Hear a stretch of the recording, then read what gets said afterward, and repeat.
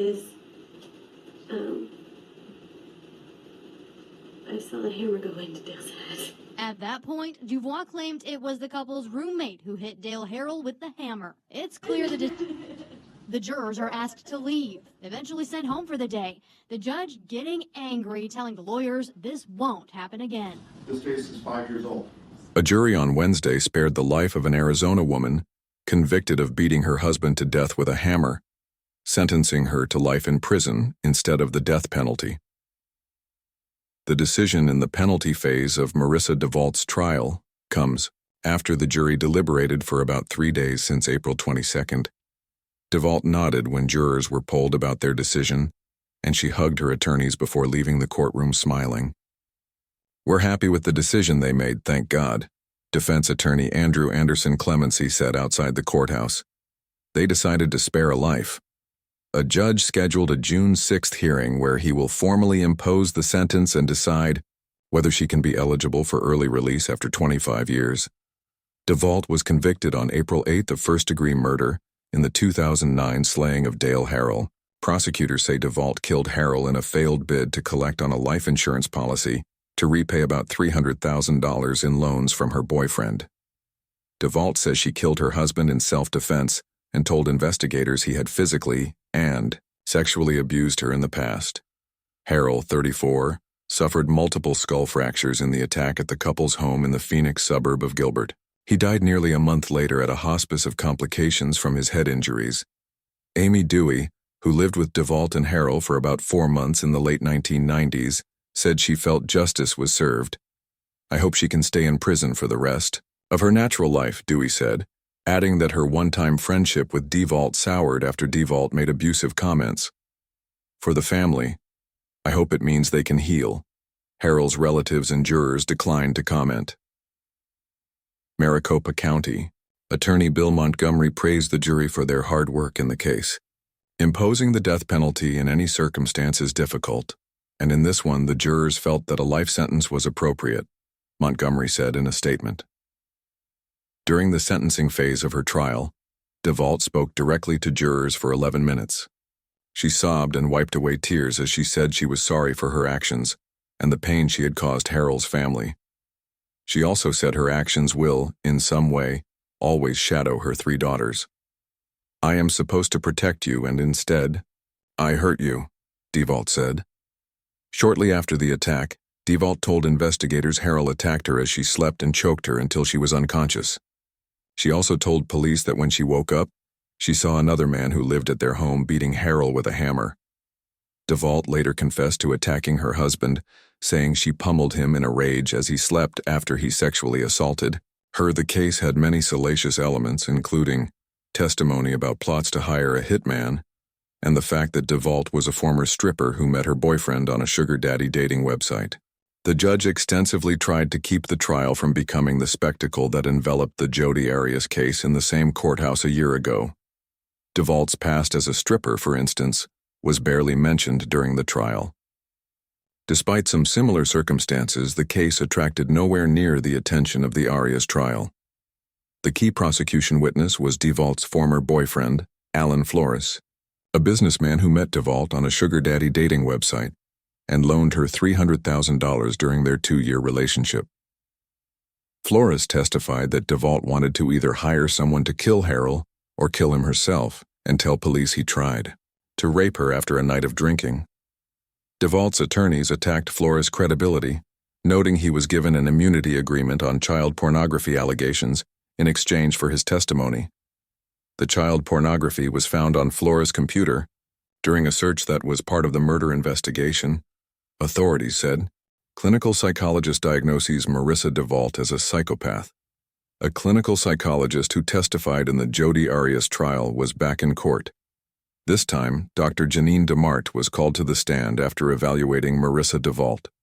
Devault faces life in prison or death after killing her husband with a hammer. The jury will start deliberating on life or death after closing arguments Tuesday morning. On Monday, the state rested after calling Dr. DeMart to the stand. DeMarte diagnosed Devault as a psychopath. Last week, Devault apologized to the jury. "I can't do anything more than say I'm sorry," telling them she's sorry for killing her husband. Dale's family. My heart goes out to them. His mother and father have had to experience the worst loss in the world. But DeMart disputed Devault's story on Monday, saying her jailhouse phone calls tell a different story. There was a lack of remorse. There was a time when she was talking about the murder of Mr. Harrell and laughing about it, said DeMart. DeMart also says on those jail calls, Devault didn't show remorse for her husband's family. His family wanted his remains, and Ms. Devault said she refuses to release the remains unless they drop the lawsuit, which is again manipulative and also shows a lack of remorse for the family. DeMart diagnosed Devault with antisocial personality disorder. She questions why Devault would ask her mother and stepfather to take custody of her daughters if she was really physically abused by her mom and sexually abused by her stepdad when she was a kid. Ms. Devault had reported that her mother was quite abusive toward her, and so was her stepfather, and in jail phone calls, I heard conversations where she was asking her parents to take custody of her children, guardianship of her children. Clinical psychologist for the defense testified last week that he did believe Devault was physically and sexually abused as a kid. So, different psychologists have different opinions. The jury will decide who they believe. A jury has found Marissa Devault guilty of first-degree murder in beating her husband to death with a hammer in 2009. The jury will return at 10 a.m. Wednesday to consider aggravating factors that will determine if she receives the death penalty. According to police and prosecutors, and as borne out in testimony and court arguments, Devault, 36, attacked Dale Harrell with the claw hammer in the bedroom of their Gilbert home that night. She claimed that he was abusive, that he had choked her, and that he had forced himself on her sexually. Harrell, 34, did not die immediately. He was recovering from the brain injuries. Still, he had been weakened by a stroke and 2 heart attacks when he died of a pulmonary embolism, a blood clot to the lungs, 3 weeks after the attack, according to testimony from a medical examiner. But the details of the case were sordid. Prosecutors believe that Devault killed Harrell, 34, for insurance money, in part to pay off more than $360,000 she had borrowed from a man, Alan Flores, she met on a website that matches sugar daddies to women in financial need. Devault tried to blame the attack on a brain-damaged friend who lived in her house with her and her husband, and he even signed a confession. Prosecutors opined that Devault had asked for the false confession to collect the insurance. According to prosecutors, Devault also tried to enlist a former lover to kill her husband. That man testified that Devault wanted him to take care of Harrell, though he was not entirely sure what that meant, and didn't want anything to do with Devault. Devault had told elaborate stories to friends and family about inheriting money, and she told people, possibly including her husband, that Flores was her dead stepfather's gay lover. Her stepfather was neither dead nor gay, and Flores was her lover. Furthermore, Flores was assured that he could not incriminate himself by testifying against Devault for any aid he gave her with insurance advice or editing the false confession letter. Instead, he was portrayed as a victim and was even granted partial immunity from being prosecuted for child pornography found on his personal computer. Maricopa County Attorney Bill Montgomery has repeatedly averred that Flores can still be prosecuted for child pornography, most recently at a Wednesday press conference in which he discussed his office's hard-nosed stance against child pornography. The pornography on Flores' computer was discovered by a forensic computer specialist hired by the defense. Despite Montgomery's avowals, his prosecutors filed motions claiming that the pornography discovery on Flores' computer was a violation of Flores' Fourth Amendment rights against illegal search and seizure. Devault's daughter, who was 13 at the time of the murder, testified that her household was tumultuous and that Harrell was frequently abusive to Devault, something that none of the couple's friends and neighbors had seen. The daughter also commented on the infidelities of both of her parents. The trial itself has also been quietly tumultuous. Judge Roland Steinley removed the jury from the courtroom on numerous occasions to scold the attorneys on both sides of the bench for gamesmanship, including during the cross-examination of the daughter, when Basta tried to elicit embarrassing personal details about the daughter after failing to get her to admit that Devault was frequently abusive to her stepfather. Jury deliberates in the murder trial of a woman accused of beating her husband with a hammer in an attack reminiscent of Jodi Arias' case. and the two defendants are friends. Marissa Devault, 36, was charged with first-degree murder in 2009, beating the death of Dale Harrell. She said years of physical and sexual abuse led her to kill her husband.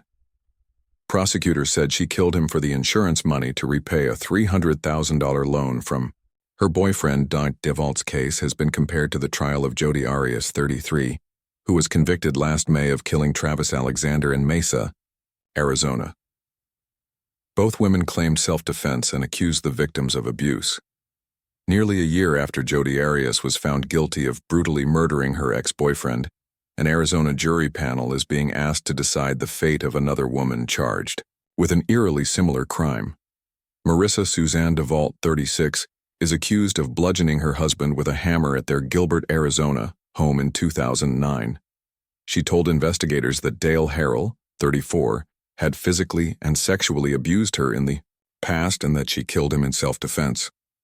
Prosecutors, however, contend the January 2009 attack on a sleeping Mr. Harrell was premeditated and motivated by her desire to obtain an insurance settlement so she could pay back her boyfriend the $300,000 she had borrowed.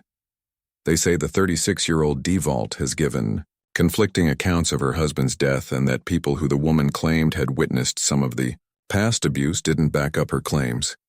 Harrell died at a hospice nearly a month after the attack of complications from his head injuries. The case went to the Maricopa County Superior Court jury Monday, 2 months after the start of the trial, and deliberations resumed this morning.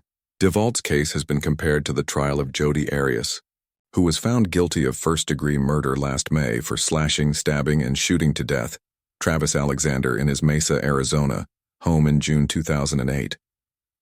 Like in the Harrell murder, Arias claimed self-defense, accusing her longtime on-again, off-again lover of being abusive, ABC News reported. The similarities between the two women do not end there. The cases were tried in the same Maricopa County courtroom, and both Arias and Devault could face the death penalty. The two women look strangely alike with their long dark hair and eyeglasses.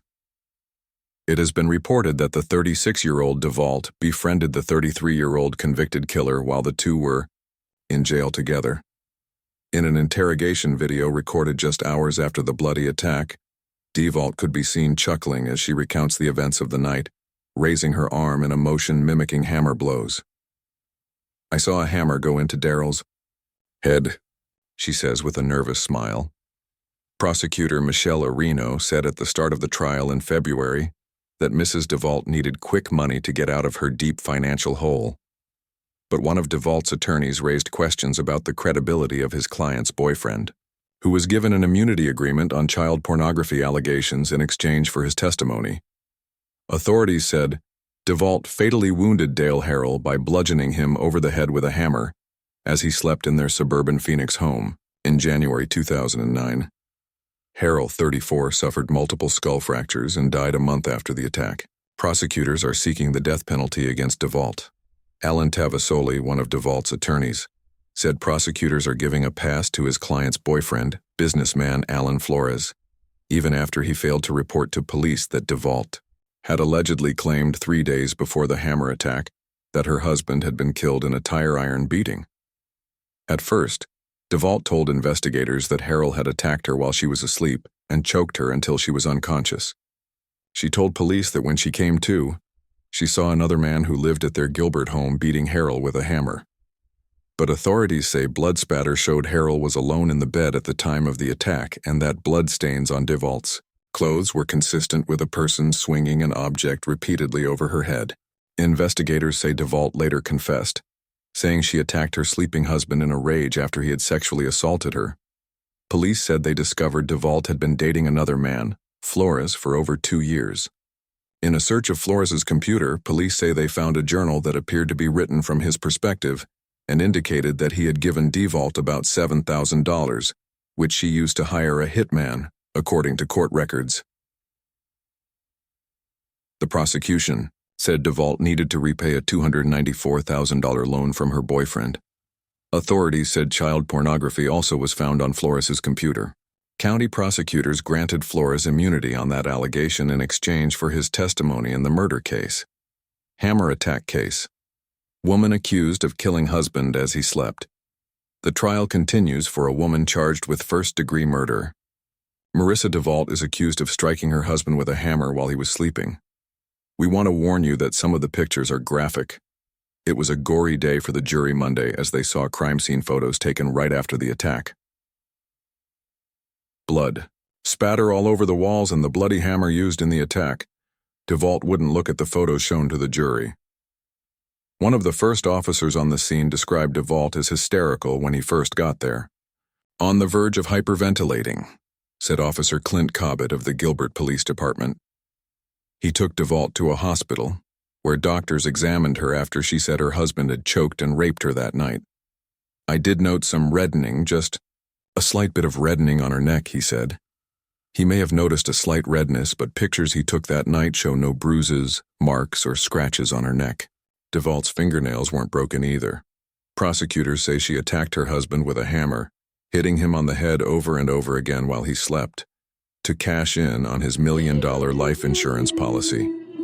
Defense attorneys say the bloody hammer proves it was self-defense. They say if Devault had planned the attack, she would have shot her husband with a gun found inside the house instead of hitting him with a hammer. The loaded gun inside the home was passed around for the jury to see.